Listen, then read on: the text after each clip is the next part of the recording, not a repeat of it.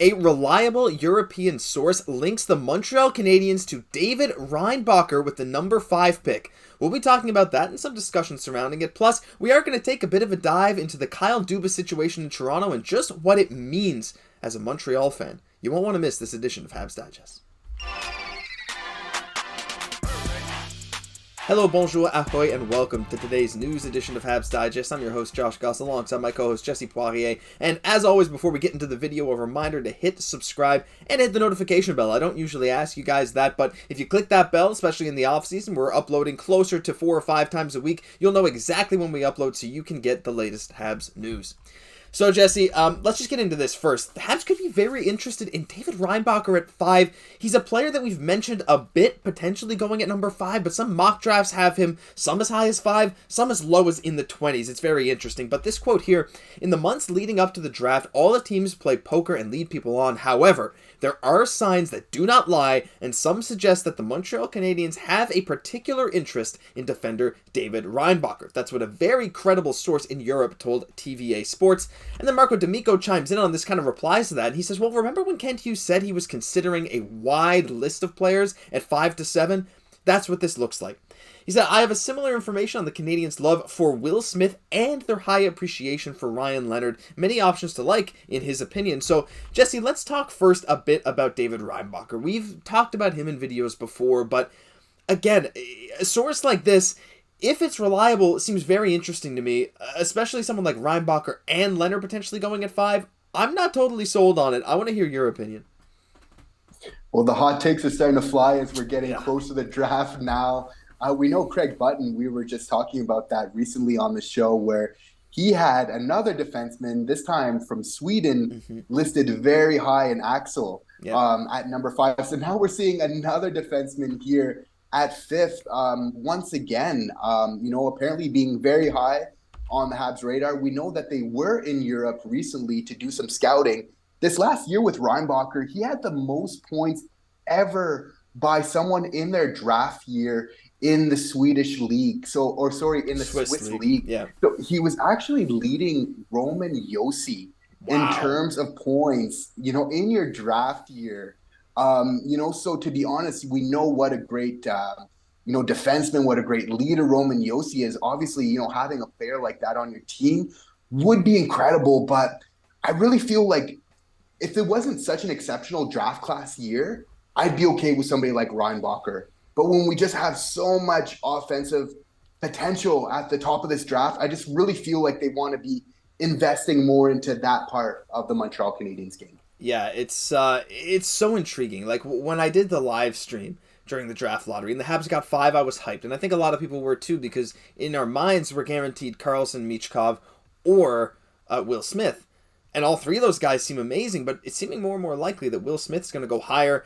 And I'm not hearing any mention, basically, of Matvei Michkov linked to the Habs at this point at all. Kent Hughes was asked about him, but recently we've heard way more from something like the Sharks than we have about the Montreal Canadiens, and we're hearing about Reinbacher, who definitely fills a need for Montreal, though I'm one of the people that's not so convinced he's really worthy of a top 5 pick. I think top 10 for sure. It's a deep draft, but I don't know about 5. And then you also got Ryan Leonard, who's a big body with a hard shot, has real decent high-end NHL potential. I mean, he plays a bit like Josh Anderson does in a lot of ways, right? Not exactly the same player, but there are certainly similarities. So, but again, like Ryan Leonard, in almost every mock draft, you have him down at the 10-12 range, right? It's not often that you see him even in the single digits, let alone number 5. So, I don't know, Jesse. I don't want to say I'm concerned, because I have full faith in Kent Hughes and Jeff Gorton, their scouting abilities, but I will say that, I mean, I'm not a pro scout by any means, but it's definitely on my mind that the guys that are getting linked to the Habs at this number 5 spot aren't exactly ranked that highly. For sure.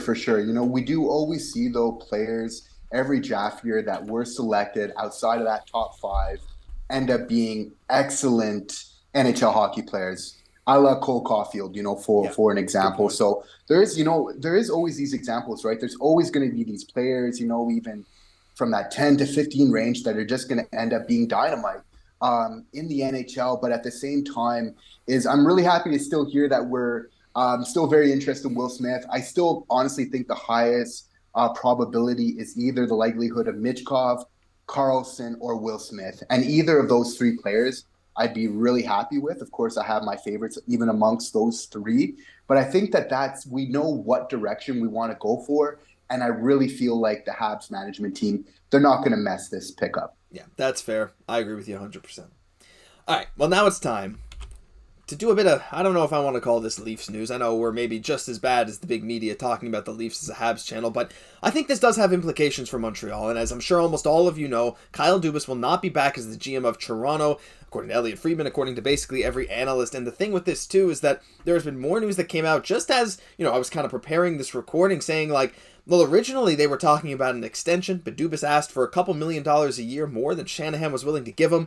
And the press conference that Dubas held kind of without Shanahan's consent, Shanahan himself said that kind of changed his mind, and they decided, it sure sounds like they decided to let Dubas go. I know there were people saying, like, Dubas himself said, I don't know, I'm worried about my family, right? Like, we've been under a lot of pressure. If I come back this year, it's going to be with Toronto. But it sounds more and more like Toronto just booted him out, Jesse, and to me, I think that's a bad decision, and I think this can potentially lead to a lot of chaos in the Atlantic Division.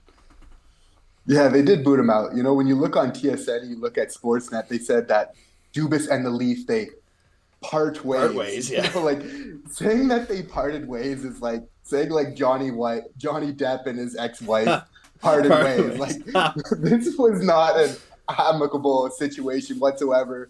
Shanahan, put his foot down. He obviously wanted Dubas out of town. There's definitely some friction there that we weren't seeing before. But yeah, like, seeing how this kind of really relates to the Habs, I think it has big news, not just for the Habs, but the entire Eastern Conference really as a whole, and if not the whole NHL, obviously. I really think that the Leafs are going to kind of go the way of the Florida Panthers, so to speak, where their regular season isn't going to be as good. So that might mean a couple more wins for Montreal because we do play them very often during the regular season, the most out of any other team. But they'll do better in the playoffs. Like when I saw Matthew Tkachuk going to the Panthers, I thought right away, okay, they're not going to have as great as a regular season, but they're going to step it up in the playoffs when it matters the most. And that's been the biggest issue for Florida in a long time, right? So I feel like this might work out in my humble opinion for the Maple Leafs in terms of that playoff success. We'll definitely need to see, though. You got to feel like almost Montreal, you get the feeling like we're on the upswing while, the Leafs, they're slowly on that downswing. Yeah, it's a lot of chaos erupting around Toronto. And I mean, Dubas, you knew you had like a steady team with some extremely good top-end talent, but a lot of cap issues. And you got to wonder if a new GM comes in, are they just going to decide to clean house? I mean, we know Dubas had great relationships with the players. Could this potentially mean Austin Matthews says, listen, man, I don't like how this ended. This team, like, we might get blown up. I might leave.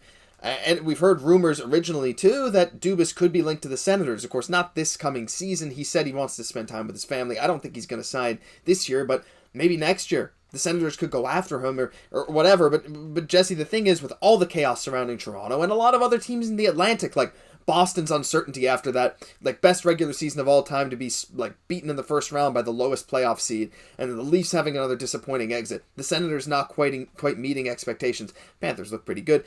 But this Atlantic division is crazy.